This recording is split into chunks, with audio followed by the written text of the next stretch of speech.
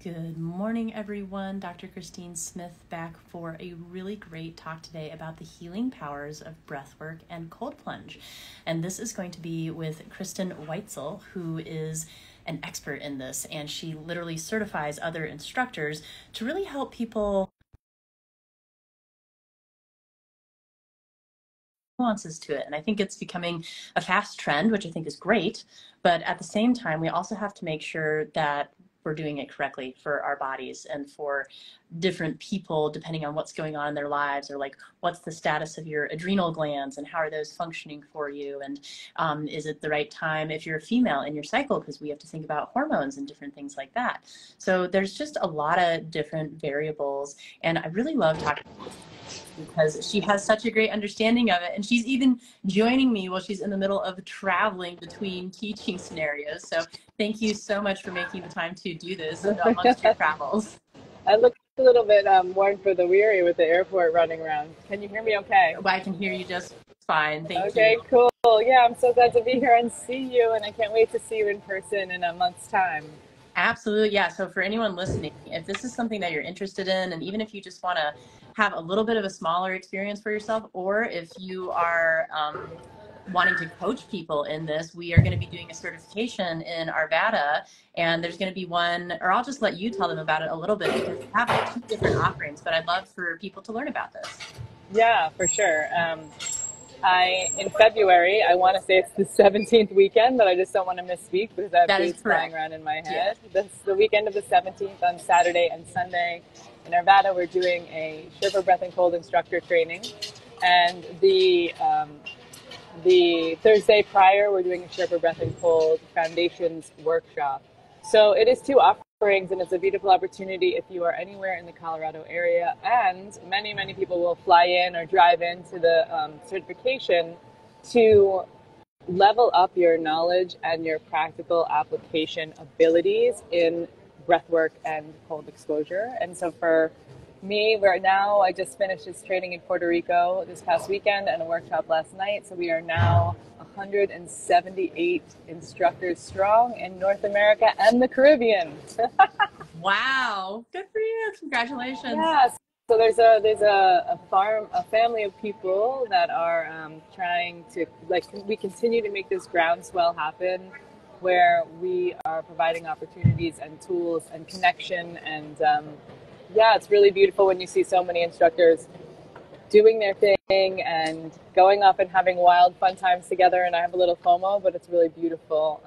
So just to talk about the two programs coming to Colorado, one is a full-blown 2 days intensive from like 8:30 in the morning till 5:30 in the afternoon on Saturday and Sunday experience and certification. And the certification is really... it's a beautiful opportunity to lean in if you're coaching anywhere else. And I always have a couple people come and attend who are super fans of the cold or super fans of breathwork, and they've been taking a ton of classes and they really want to start to put their toe in the water, pun intended, or step into this arena as a coach, a facilitator, sometimes even like people who are working and facilitating plant medicine, or medical professionals, and people who just want to know more, that they can layer in these tools either to generate more revenue or to increase their offerings across the wellness landscape that they work in.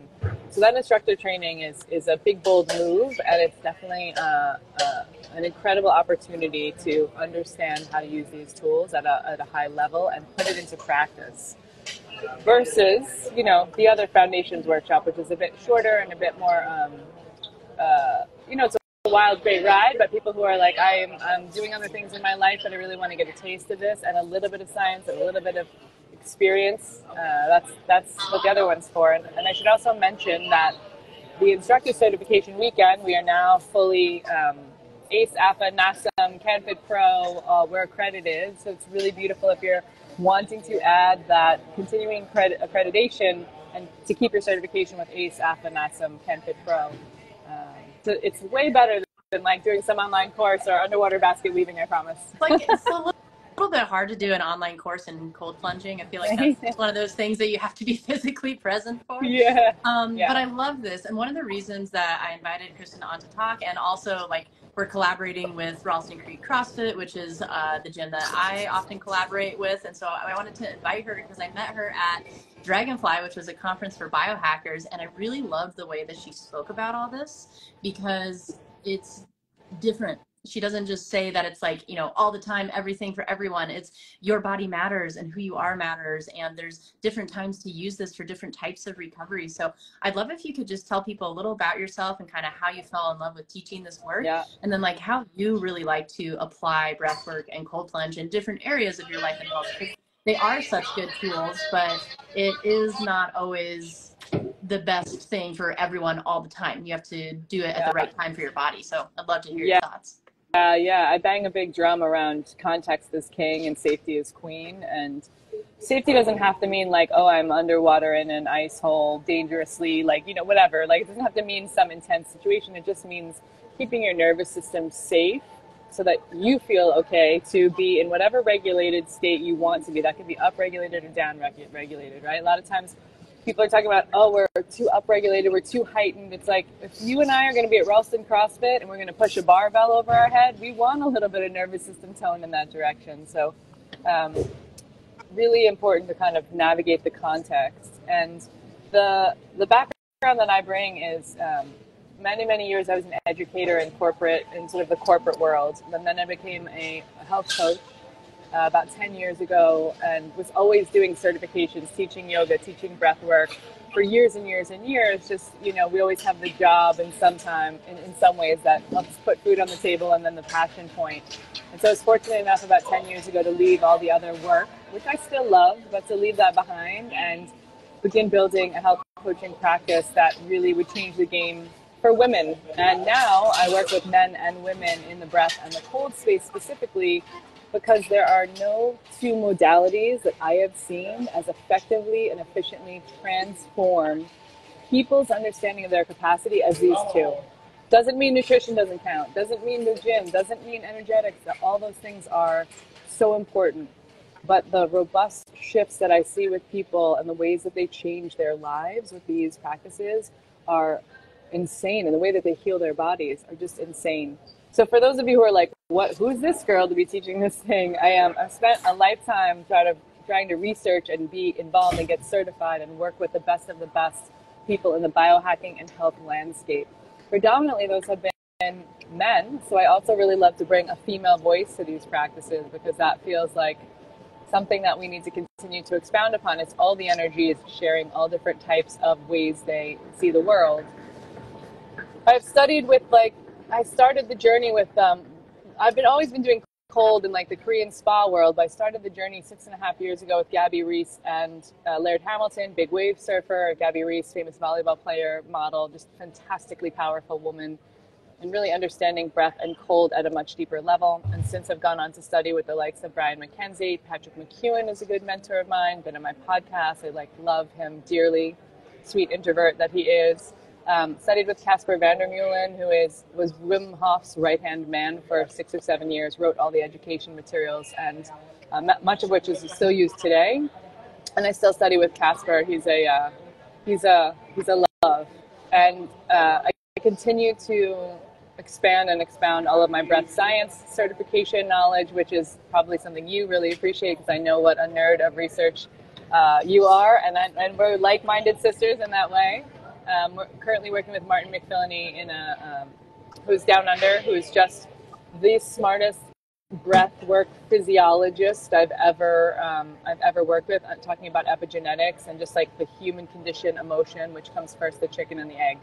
So that's like a lot of my CV background, and I've been drinking all of this in. And the goal for me was like, how do I take all of this smart mentorship, all of the research and work I've done, all of the 3,000 plus bodies I've put one-on-one through breathwork and or cold exposure, all of my one-on-one client work, all the biohacking in the health landscape, how do I pull it into a weekend course that is going to give people an understanding of not just what the key insights and implicators are for creating change and getting other people to heal themselves, but what is the what's the way that I can like apply it and make a class happen or make a workshop happen or build it into my business? Because what I was doing was collecting a lot of certifications, getting a ton of knowledge, and I'm so thankful for it. And what no one was giving me was the practical application of the tools in the moment to do that with another body there, or to understand the correlation to the nervous system tone, which I think we're talking about a lot more now. Like if you look at social and just the reports and the rise of Andrew Huberman and all the beautiful work you're doing there, Christine, is like, I think we're talking about the nervous system more. But this course is like, it's a deep dive, and it's not just a weekend. It really is. Pre-certification coursework comes out, so you get a baseline understanding of science, because the last thing I want is to sit in a room and flip through a manual and just talk at each other. And I want to breathe. I want to get in cold. I want to ask the hard questions, and I want to also be able to talk about, with anyone who comes, this other thing, which is, let's talk about all the breathwork styles. Let's talk about Wim Hof. Let's talk about Morosco method. Let's talk about conscious connected breathing and rebirthing, which we're not allowed to use that term. And who is Dan Brule? And really make it an education that's across all platforms, because I am an aggregator, right? I'm somebody who's bringing all of this swirling into hopefully the calm center so that we can discuss it, as opposed to what some people would say sometimes, like, oh, this is a method and it's my method or the highway. And that's not what this program is about. It's about making anyone who's already got some of those gifts, skills, and talents under their belt, those styles and methods under their belt, coming in and saying, let's talk about how we can correlate all this to nervous system, to the cold water, if we're using cold water in the specific session, and really to the transformation of people's mindset and people's emotional state, and really leaning into that in a way that this world, I think, really needs. Absolutely. And I love that you bring such a depth to it, because I think that's one of the things people don't always realize about breathwork and cold plunge. It just feels like this other task for you to do in your life that's like a form of self-care. But actually, it can be incredibly powerful in creating these like deep transformational spaces that we're all disconnected from. And it's that feeling where it's like, we're all looking for something, but it's like sometimes you don't really know what you're looking for, but often we're looking for connection. And these are opportunities to learn how to kind of connect with yourself, especially if like meditation doesn't come naturally to you, right? These are actionable steps that you can do that induce similar states. So I'd love if you could talk a little bit about just like how you use breath work versus cold plunge and the physiological effects it can have on your body. Yeah, for sure. As well as that deep of the mind. I mean, and I also love that you're like that we're having this conversation. That there is about a robustness or a depth to the information. But the other side of that coin is, wouldn't it be nice to be able to spend some hours of the training and the day where we're like keeping it light, where we're having a little bit of a laugh, and we're like, hey, what happens in the body? And hey, I want to teach this track to this song, to this nervous system state, try this breathwork thing out. And everyone kind of gets a chance to do teach backs. And some people love that and some people don't, but we make it really comfortable and maybe a little uncomfortable because we're stretching ourselves. But like maybe it's an opportunity to like dare to suck, to keep it light, to have a laugh, to be like, oh, that didn't work. Oh my goodness. Okay, how can I tweak that? And I really I also love that side of it. I saw that a lot in Puerto Rico, like just the way that they were navigating sort of the light and the dark, or the depth and the lightness of all of these practices.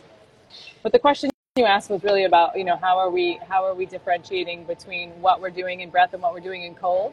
Yeah? Yeah, or I want to just tell people a little bit more about like your perspective of why you think they're such powerful tools and how you use them for health. Yeah. They're super powerful tools, I think, because we are a deliver my cheeseburger through the window population right now. Hopefully it's not a fast food spot, but we want it yesterday. We have an 8-second attention span. There's a lot of these things, and when we're working, it's not just about us who are potentially listening to this, because of course a personal practice can completely shift you as a human being. That is the real truth. It can completely shift you. Sometimes I say, like, when you leave a Joe Dispenza thing or a big meditation retreat, they say, for a week, please don't file divorce papers, ask anyone to marry you, move, all that. Because people will have big pivotal shifts, the way that they come in and the way that they leave the training. And clients who you may be working with, if you're coaches and you're listening to this and you're thinking about coming to the Sherpa Breath and Cold instructor certification in Arvada, Colorado in February, then you have these tools that will work quickly, that will in some way be the gateway to adherence for many of the other things that you can share with your clients. If you are a CrossFit coach and you give someone some breath work that's going to get them a few more reps or increase their personal time, their personal best time, they're like, hell yeah, that's a win. I'm coming back to you. I'm going to adhere to whatever you say. You're building rapport through these tools. And if you're working with people that are feeling like they are, so many of us, I mean, a lot of the females I've worked with, but everyone in general on the planet now, we get up in the morning, we look in the mirror, we sell ourselves short. We don't like how our booty looks, or we want a different color, or we feel, like a lot is going on in the world right now, and this is really challenging to navigate. Or you could be like me and have a little bit of like a broken heart. And how do you get up in the morning and still do what you dream and create, right? We can suffer or we can create. And so for me, that's like a really big thing, and it's resonating with me lately in the last few months, is how do I get up in the morning or go to sleep at night with some breath or some cold, even if it's just like a cold shower, to shift my state. My breath shifts, my energy shifts, my mitochondria shift, and then my body and my emotional state, what I'm literally thinking, can shift because of these tools. And it can be in a short period of time. This doesn't have to be, yes, we can lavish in a 2-hour breathwork session and all that. But the reality is most people don't have the time for that. And so it's like, how can we craft something that's short and punchy that gets someone to go, hell yeah, I see it. I can touch it, so that I can every day, as the days go on, more and more live into my capacity, which is so effing great, which is so big. And I want that for humankind, and for me, the days that are the darkest, these practices have saved me. Stress is high, my dad passes away, breakups, travel, disconfirming information, shit hits the fan all the time unexpectedly. We have to learn as a society how to be better at navigating stress and being more resilient. And this is practically applicable to that. So to me, it's the low-hanging fruit. So essentially, these are resiliency practices, which I could not agree with more. And breathwork is really powerful. Like, it is an immediate, free way to change your own brain chemistry in the moment. So like, if you're having a weird day or you're having a weird reaction, breathwork is the fastest way that you can change your brain chemistry. And you can do that anywhere, and no one's even going to know that you're doing it. So that's one of those tools that's just like so powerful, that is so undervalued. And when you go a little bit deeper with it, it's the first thing that we do when we come into this world. So really, breathwork is our way of connecting to the worlds beyond us. And it's like, that's one of the things I think of with it as well. And then when it comes to cold plunge, it's one of those things where not only are you training your body how to react chemically to a stressful situation, it's essentially called like a hormetic effect, right? So it's a positive stress on the body. There are right times to do it, which we're going to dive into next as well. But teaching your body how to manage that actually means that you can respond better in challenging situations, because your chemistry has been trained for it. So just like you're going to the gym for your muscles, it's like cold plunge is kind of like going to the gym for your chemistry and stress reaction system. But then we'll dive into like when, if you're completely overly stressed, it might be a better day to do breath work and maybe skip the cold plunge. But I will let Kristin comment on that. And we also had someone ask if you are going to be doing a training in Australia at any point. I'm dying to do a training in Australia. I'll get on a plane. I have a lot of loves of friends and people over there, and we've just been trying to get a venue. And then I can meet Martin McPhillany, so we're not just Zoom buddies. But I would love to come over to Australia. Help me do that. Awesome. That's what I want to say to that person. And also someone, I saw Valerie in here. Valerie's a beautiful fitness professional and a level 1 instructor out of California. So shout out to Valerie. It's nice to see you in here. Haven't chatted in a little bit, but the community aspect of this as well is you're building community, and you can build communities, whether it's coming to the Foundations workshop in February and because you haven't tried cold before or breath and you're nervous and you want to do it in a safe space. I spent 4 days training there, but like there's a very big part of my heart that thinks I may end up in Arvada and near that gym, because I just love the environment there, the safety, the way it's all held together. And so there's a reason you want to try cold plunge. I know. It like takes you in, you're like, which is super beautiful, and it's just close to like Denver Airport and all of that. And if you're in the instructor training and you're wanting to dive deeply a bit into that, it's like the opportunity to share with people how they can really truly shift. So you know let's talk a little bit about those shifts. So like a lot of people know that cold plunge can be incredibly helpful for things like inflammation and autoimmune and all those types of things. So let's touch a little bit on some of the like major things that can benefit, but then also the times to not do it. Yeah.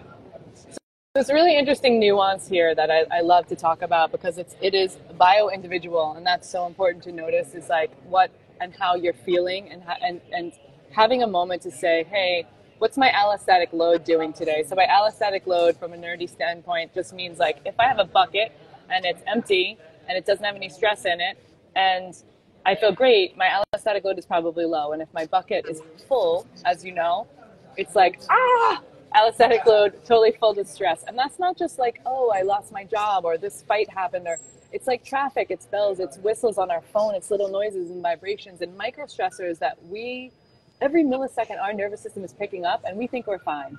And blue light and all of that, right? It's not to say we're not fine, we're okay, and it's layering and layering on us. So there are many times I get in the cold and I feel like I have a decent amount of stress, and what I love about the cold is it's a moment of presence where I get to say, what's happening with me right now? So there are moments that I can be relatively stressed and I will still get in the cold. But there's also a time, like I have someone who is an instructor who just unfortunately had a bad ice skating fall and had a concussion, TBI. And it's like her body is under such a large level of induced stress. She wrote and said, how long until I can cold plunge? And I was like, this is not the question. When your body is in such a state of stress, we need to first care for that in a specific and certain way, right? If we're really sick, if we're overly full, maybe the answer is to take a hot bath or to get a nap or to use some other tool, whether it be like fancy hyperbaric or red light therapy or just sitting and breathing. But the cold exposure specific piece is like, if you are feeling like you're over the top stress, you need to make that assessment. And there are also times when I feel so maxed out that I am taking a cold bath as a reset for my nervous system. So I think that comes as a learned experience. I want people sort of to try both, but there's definitely moments when I've been working with executive women or Hollywood producers or something where they have gotten in and they've had like an emotional release, like it's just too much for them. And we learn that. Or they are realizing like, oh, I need to self-care better. So there is a positive lesson, but they're not staying in the cold very long, or they're deciding and then can decide going forward what's best for them. And there are also moments when those people get in and they're like, thank goodness, I really needed this shift and the dedication to time. But I'm always breathing with them as well to watch what their nervous system looks like so I can help make a decision as a coach. And then when they're on their own, they're doing what they feel is best for them. But the thing, I'm not knocking anyone. I love these people who are like, every single day, cold water plunge for a year, for this, for that, all of that. Like, that's totally great, mostly for men. But that's where it's totally, all the studies have been done as well. Yeah, it's like totally wonderful to give yourself a challenge and overcome it, and your mental well-being, and we're all autonomous and we get to decide. And just noting that sometimes you could take a walk in your shorts in the snow, or you could go out in a cold shower and it's going to be a little less intense for the body. You can take a rest day, just like you take a rest day from the gym. And there are moments when it may not serve you if you're doing a big hypertrophic muscle building. I'm going to get on a stage and put on my, fancy posing outfit. If you're wanting to build muscle, pre-season and you're like doing all that before a sports thing, you may not want to use cold on a day you're training. So I think there are times to lay off, Yep. and I'm also like, I err on the side of caution with females, specifically females in their reproductive years who have high level variation or disrupted hormone profiles. So if they're not well balanced, that they're not, if labs coming back and we're challenged with that, I think it's a time to say, do I really need to go in every day? Because there is not enough research around women. And so I err on the side of caution. And if you're going to plunge 3 or 4 times a week and get benefit, do you really have to plunge 7 times a week with the potentiality of shifting your hormones? Like when I did a 34-day challenge 6.5 years ago, which was amazing because no one cared. Everyone thought I was insane. People were like, what are you doing? This is the dumbest thing I've ever seen you do. But I did 34 days straight, 4 days longer than a month, because people started to call me and say, can I come over and plunge with you? So, but I tested my labs in the midst of it, and then and my hormones were like quite shifted. I mean, they do shift throughout the month, but then also my period came 9 days early. Now I'm over 40, so you know, there's N of 1, who knows? And I've seen it with a few other women who are having challenges with their hormones.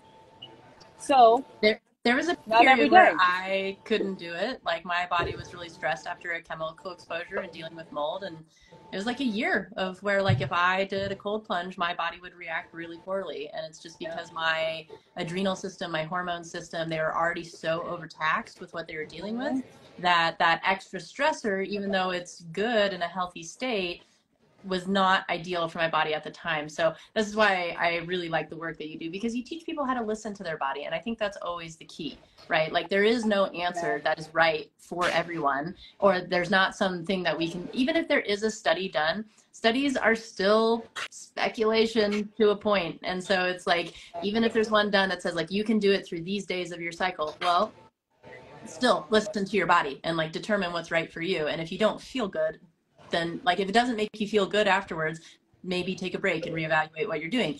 Versus if you're getting benefit from it, it might be working for you. So I just think addressing those things and helping people realize that most research is done on men and women, and the whole, I'm curious as to your expert thoughts on like the trend of cold plunge during pregnancy that's happening. I have mixed thoughts on that, but I'd love to hear yours. Yeah, and there's on like I was talking about before, we have this whole beautiful community and this WhatsApp channel and this Sherpa Pro portal, which is continuing education, where we address, after you finish the training, you get into this Sherpa Pro portal, and we have like protocol videos and research that we take the research. My community manager and I spend hours looking at research and then breaking it down into summarizations, which, by the way, everyone should be using that in the pro world, Sherpa Pro world, for social posts to educate, because there's actual factual data behind it. But we break down a lot of these studies and we add a lot of the protocols to it. But when it comes to kind of leaning into the pregnancy thing, I have a couple of thoughts. Yesterday, someone just asked about like breastfeeding with cold exposure, right? And where we don't see a lot of issues, there's still not a ton of research. And so I have the main thought and opinion or understanding or theory that I really stand on is, in today's day and age, with endocrine disruptors, what they are, and IVF, and people trying so diligently to get pregnant, I have lots of young friends and clients that are trying to get pregnant, have challenged pregnancies in the past, and we're working so hard to get there. Why would we want to take any small chance with this human life we've created and this dream we have to procreate and bring a new life into the world, any chance that there could be something that goes sideways? And so I won't plunge women who are pregnant at all. They know they're pregnant. I won't plunge them. I say 9 months from now, get in the cold plunge. It's great. Here's 7 other practices I can give you in the biohacking world. But breathwork for them, definitely. Totally. Yeah, totally agree. When you get to 3rd trimester, it's like maybe not lying down because there's discomfort, and like sit them up against the wall and all of that. And also, people have been doing cold plunges since the dawn of time, who have had robust cold plunge practices in Finland, in Asia, in the Baltics, all over, have done it through their pregnancy and then have had wonderful childbirth experiences. So I'm not here to tell anyone what to do. I just say, if you have no cold exposure practice, why do you want to make your first one when you're with a baby, when and you're with a child and don't really know what might happen in general?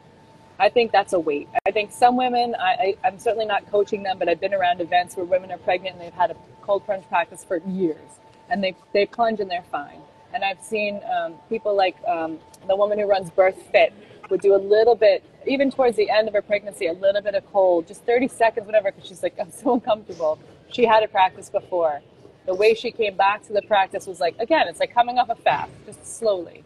Yeah. So I think that we want to navigate that. We want to make sure that women are safe and that these dreams and these children are like having no challenges. And there's great tricks. So like if you want some of the same benefits without having to completely stress the body out, you can like just dunk your face, because some Yeah, of your love biggest that. cold receptors are your chest and your face, and so you can like just plunge your face and Yeah, you'll actually get a lot of the same physiological benefits. So yeah, thank you. I know that's a tricky question, but I think it's important, and someone had asked a question about women and their cycles, so I wanted to address that. yeah, yeah. um, And I'm not afraid. Like, I'm not afraid of those questions. I awesome. advise women. Women will come quite often and say, "I have my period, I can't plunge," and I'm like, "Cool. If that's what you are into, or if you Ayurveda is a thing for you, or Chinese medicine, like there's a lot of conversation around that. That's a rabbit hole." And what I want to make sure is, if we're saying we're using our intuition, it's almost like just a spot check to ourselves, no judgments. Did I want to have a pizza and a pint of ice cream last night because I intuitively felt like I needed it? You know, that vibe, which is like, I have my period, so I can't cold plunge, as an excuse to not, because it's scary, because it's uncomfortable. I find the time of the month when you get your period, those first few days, that is when our hormone profile is the lowest. And like fasting is okay and cold is great. I'm not That here to tell anyone what to do, but I think plunge in your period. It's great. The hardest times in our body as a woman, where we're most sensitive and getting less sleep, generally speaking, in the research, are the few days leading up to the period. It could be more challenging. And also, I can't find enough sufficient research or proof either way to say. So I've never, I think you plunge during your cycle when it feels right to you, and perhaps ovulation when you're like, I'm in my high heels and my red lip, then you do. But again, like, and also we have to tap into our intuition. The biohacking scene has been all of this external for so long, and how do we just actually use a moment to say, where am I? You know? Absolutely.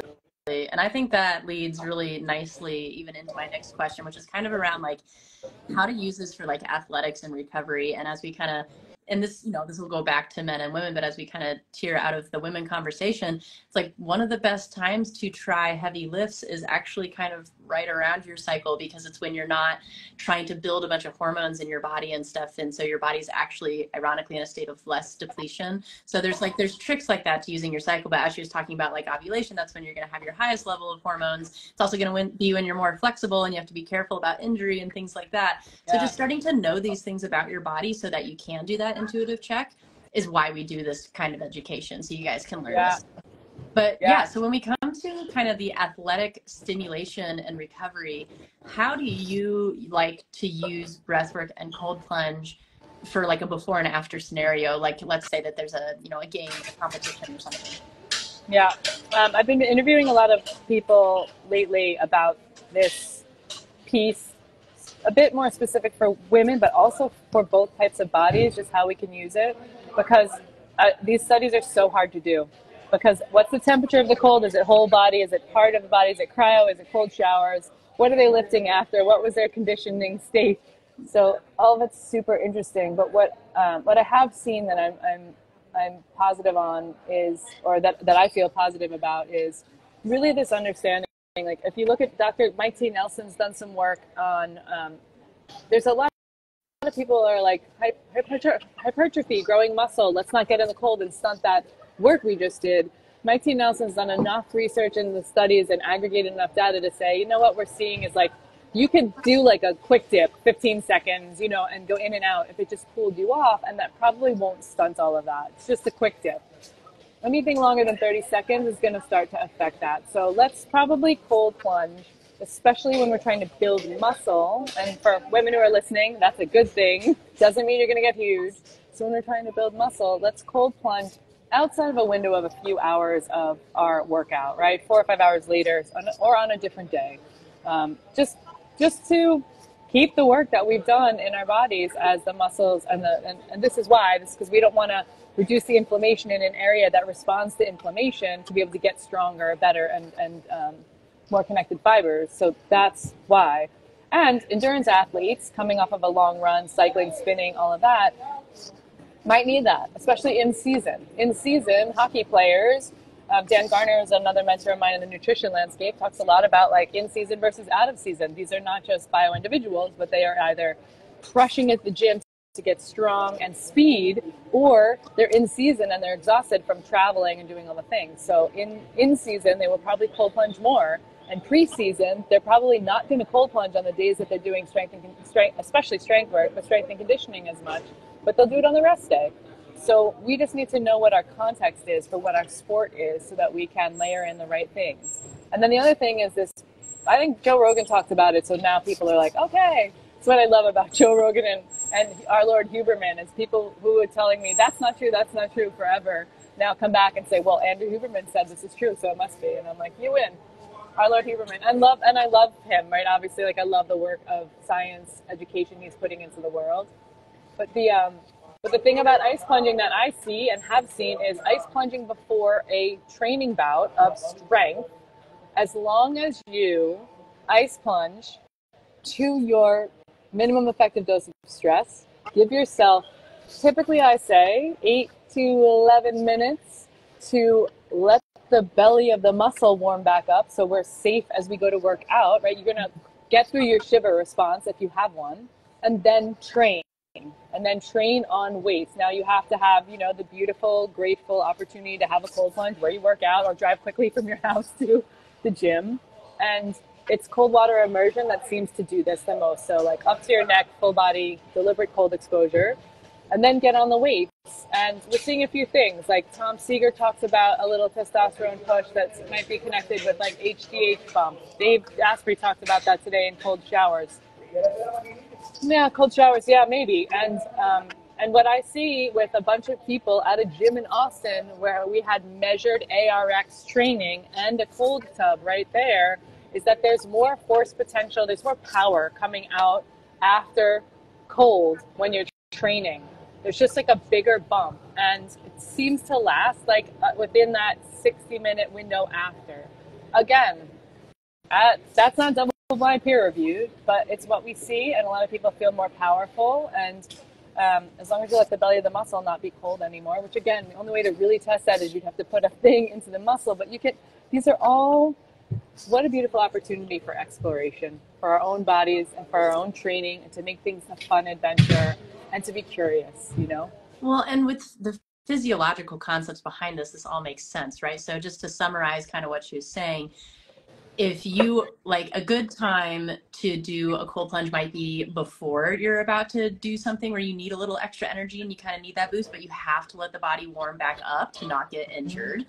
And then if you are working out and you're trying to build muscle or you're trying to heal something, you actually want to skip the cold plunge afterwards for a little while to let that build, because inflammation, that's the real purpose of inflammation, right? Is a way for our body to come and rebuild something and make it stronger. That's what you do when you exercise. You induce a little bit of inflammation to make that tissue stronger.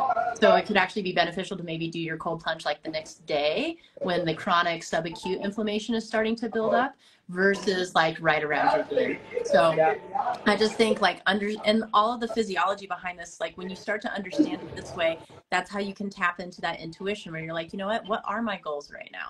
Do I really want to lower my inflammation, or am I actually trying to build something? Or do I have a chronic injury that's super inflamed and maybe I just like want to dip that ankle in the cold plunge and like just get the ankle?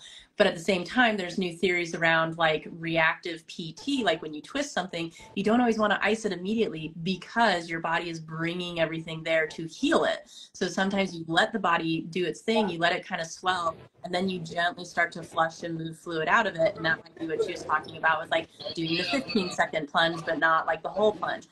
So you can start to see how this is like, it's more complicated than just jumping in a cold pool and helping people to really understand their physiology, which is why I love the way that she teaches. So are there like any just personal concepts or epiphanies that you've had doing this kind of work that you'd want to share with people, just that you thought were big for you? Yeah, I mean, when I first started working with Casper, I saw he's Casper's Focus on Instagram. He's really beautiful breathwork leader. And when I first saw him, it was at a conference in Finland. And I don't know what it was. I was like, oh, I need to like work with this guy. I don't know why. And that just happens sometimes, right? And so I like said hell yes to that and went to Amsterdam. I think back and I think, how did I just decide to do that and then do it? Then like a month and a half later, he was running one of his first 5-day trainings at his brother's gym. And I just flew out there. This is like a few years ago now. Yeah, 5 or 6 years ago now, maybe longer. And he ran this training. And in that training laid down, and two things happened during the course of this 5-day training. I laid down and breathed with a kettlebell on my belly. Story for another day, but we talked about this a bit in the instructor training. And just to really understand, I had a bit of paradoxical breathing because I was a ballerina my whole childhood growing up, my whole adult years. So I was breathing, inhaling, and being like, and exhaling. And so also sucking my belly in on an inhale, which is not the thing. And not all the time because I was fitness training, but generally in the world. And he saw that. And many people hadn't called me out on that. And even in the yoga space, right? So I should know better. But when I was walking around in the world, that was my reality. When I was performative in a gym or a class or whatever, I really breathed in a way that worked well. And so he had a conversation. The long story short, too late for that, is just he had a conversation with the room and had me breathe for 40 minutes with this kettlebell on my belly. And at the end of it, I sat up and I had 18 people like in a circle watching me breathe, and I felt really judged, and I felt really like looked at, and I was in my head, and I got weepy, and because he was like, how do you feel? How was that for you? And I was like, I feel judged, and I was like kind of angry, and all of this stuff came up for me. And then he smartly had everyone go around the circle and just speak to like what they saw. And people were like, oh, it's so cool. I saw that the reverse breathing fixed itself. And I saw this other thing. And I started to realize like, I'm the only one making up that story in my head about how everyone's judging me and I'm not good enough and I'm novice here and whatever is going on. And I like sort of had a little purge and a cry and a little disassociation. And Casper came and sat in the corner with me and just sat to breathe. And that was revelatory. It was like a 90 minutes of my life that when I left, it was like, Kristin shows up strong because she wants people to see she's showing up strong. And there's a difference, right? There's a difference when it's like, I'm guarding myself with constructs to be that strong person. And I'm not really making myself vulnerable in that same moment. Now we all have to play that game with safety in our nervous system, but it was a transformational moment because I had all of those feelings and realized in that moment that all I did was lay down and breathe with a kettlebell, and really shifting my breathing and working through all that part of my system. I was like, oh my goodness, how I think about myself, my emotions are so correlated to how I breathe. And I began for the first time to start unwinding some of my own personal baggage, and sure, we're working on that our whole life in therapy and all the things, but I had a big aha moment where I felt like, oh, hell yeah. I have a problem with self-worth. Why am I afraid to be vulnerable? I'm so alpha. It was the first time that I was like, oh, where is your soft side? Where is your like open-hearted kindness? Where is your able to just sit with someone and be exactly who you are, which is scary. It was like all of that began there. And this is part of the reason that Casper is like a brother of mine. And I just continue to work with him and now even lead some of his weekends and stuff for him in Amsterdam or with him in Amsterdam, because he gave me that gift. And I think breathwork can give people that gift unanimously. It's an amazing way to release stress from your tissues because, there's that joke, they say the issues are in the tissues. Yeah. And it's not untrue. Like trauma gets stored in our nervous system and in our tissues, and breath work is a way to access it. So, and there's so many different kinds of breath work. Like people often think of, just like the classic Wim Hof, like in, out, but there's like holotropic breath work. There's breath work working really fast. There's breath work working really slow. There's square breath work. There's so many different ways to use your breath. Like you can use your breath in as many ways as you can use as machines at the gym, right? Like there's different ways to exercise your breath. And in doing this, you can access different parts of yourself. And a lot of people sometimes do have emotional releases afterwards, or you just step into this place where you're like, I feel like a completely different person and I'm happy and I'm confident. And that's from breathing. Like what? So just like knowing the transformation that you can have with this, I think is important for people. Yeah, and how to apply it or a protocol to what you exercise, a style of breathing, to what you're feeling in that day or what your outcome you want. Yep. Do you want to go to sleep at night because you're having challenges with sleep? Do you need to be geared up because you're like, I can't get a coffee or I don't want caffeine, it's 3 p.m., I'm in a slump? How do we utilize these tools to get the desired outcome so we can, again, continue to shine and create and do all these beautiful things? It's really... it's just breathing, right? People are like, oh, it's just breath. I'm breathing all the time. How, but it's 5 minutes. And really getting a shift and being like, oh, this tool is right here and I can use it, and not making it difficult is, I think, the key. Well, let me also put it in a nerdy physiological term for people. Your lungs are your blood alkalizers and part of your immune system. So when you are using your lungs in this way, you're changing the chemistry of your blood and your immune system. Let that sink in for a second, and that might help you realize why this can shift your brain chemistry so quickly, because you're literally changing the acidity of your blood when you're doing this with your breath, and that changes your neurochemistry. So that is where some of the nerdy physiology lies, but it's so much more than just breathing. Oh my God, yeah. And the parts of the brain that light up in different work is just, it's insane. It's insane. This is a lot of like Martin's work as well, is to be like, which came first, the chicken or the egg? Do we feel and think and emote the way we do because of the way we're breathing, or is it the other way around? And it's really debatable. It's really debatable, which means how you breathe at every single moment of the day is potentially defining what your thoughts are, where your mindset is. And that's like wild. That's like, and a lot of the ways you're breathing are because every microsecond your nervous system is taking in bells and lights and whistles and people walking behind me with their suitcases and the smells and all of that. And it's course correcting. And that's shape shifting your thought.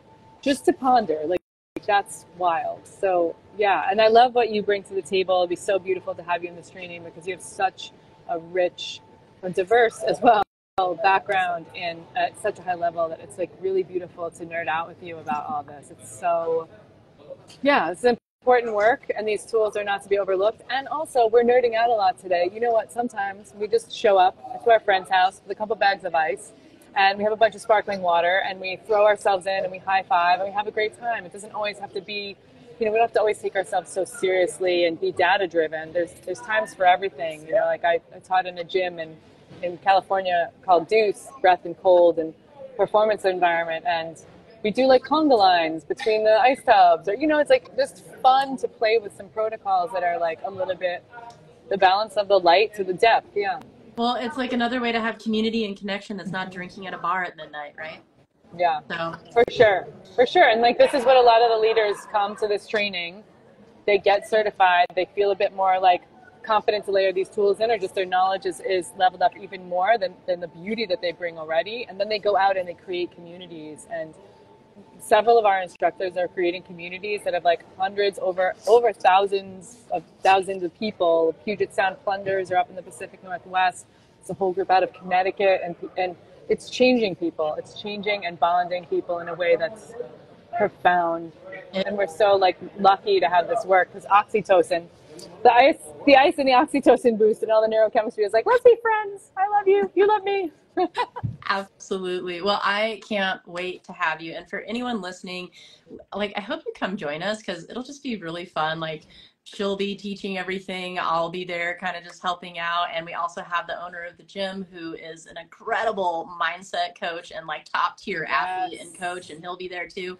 So I think it's going to be a really amazing group and community. So if people wanted to learn more about this, where would you direct them? And for anyone curious, I'll also put links everywhere, but where's the easiest place for them to go? Yeah, I mean, sherpabreathandcold.com/instructor certification is kind of the vibe. You can follow me here on Instagram. You can, if anyone's on here and is like, hey, I'm really interested in going, you can DM me on Instagram, and I will give you a $50 off coupon, so you can come and get a little money off for hanging in with me and Dr. Kristin today. And yeah, I'm stoked about it because of the brain power and the smarts that will be in the room. And that's not about me. That's about you two both being there, being in this gym environment. And Denver's such a sweet and easy airport to fly into. So really it's like fly in, drive in, be with us, and the location have a wild weekend. The location's only about 30 minutes from the airport, so it's very easy Uber. Yeah, and it's like beautiful energy there. So I'm stoked about it. Let's just remind everyone too, February 17th weekend is the weekend. It's Saturday and Sunday, 8:30 to 5:30 each day, and we're doing the training on Thursday. That's the foundations training. That's just a few hours. If you want to put your toe in the water and you've never plunged, or you just like to plunge in community, and do some breathwork journeys there as well. But we'd love to see you at the weekend. All the details are on the site, and DM me for that $50 off code. And I think that's it. Yeah. Absolutely. Yep. And if you guys end up coming and you end up liking it, the Ralston Creek Recovery Center, where my office is located in, yes, it's basically has a cold plunge and a sauna and a hyperbaric chamber. And that can just be a thing that you are a participant in our recovery center. So you'll have access to it afterwards for as long as you want. So thank you so much for joining me today, especially while you're traveling and dealing with everything. I hope you go take some good care of your nervous system, and we will talk more soon. Yeah, thank you so much for having me. I live in airports a lot lately. Airports are a van. That seems to be, it's like the van background of the airport, but that's okay. This is how we get out to the world and get millions of people doing these practices in a way that everyone feels better in general. So thank you. I love you. I can't wait to see you in a month's time. And yeah, just rock out some time in Colorado together. Heck yeah. Have a Okay. wonderful rest of your travel, and Bye. thank you everyone for joining. Yeah, thanks. See you guys on the other side.